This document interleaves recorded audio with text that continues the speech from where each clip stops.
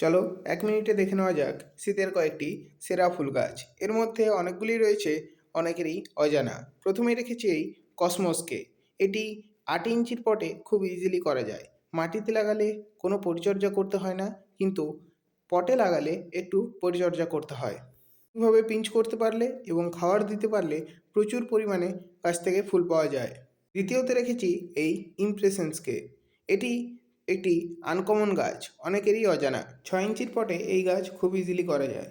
ঠিকভাবে খাবার দিলে এবং পিঞ্চ করলে ফুল ফোটার পর পুরো রঙিন বলের মতো দেখায়। এরপর রেখেছি শীতের একটি অতি জনপ্রিয় ফুল এই জিনিয়াকে। 6 ইঞ্চির পটে এটিও খুব ভালোভাবে করা যায়। প্রতিটি গাছেরই প্রচুর কালার ভ্যারাইটি বাজারে অ্যাভেলেবেল। এরপর রেখেছি এই সেলোসিয়াকে। এটিকে অনেকেই মোরগঝুঁটি ফুলও বলে থাকে।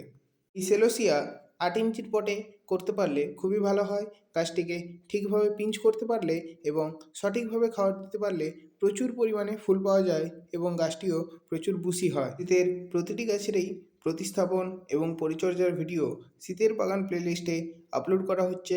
যারা দেখেননি এখনই শীতের বাগান প্লেলিস্ট চেক আউট করে দেখে নিন। এরপর রেখেছি এই ক্যালেন্ডুলাকে। এটিও শীতের একটি অতি জনপ্রিয় ফুল। 6 ইঞ্চির পটে লাগালে খুবই ভালো হয়, কিন্তু 6 ইঞ্চির একটু খোলা পটে লাগালে আরও ভালো হয়। এই গাছ থেকেও প্রচুর পরিমাণে ফুল পাওয়া যায়। ভিডিওগুলি ভালো লাগলে একটি লাইক করে চ্যানেলটি সাবস্ক্রাইব করে দেবেন। ধন্যবাদ।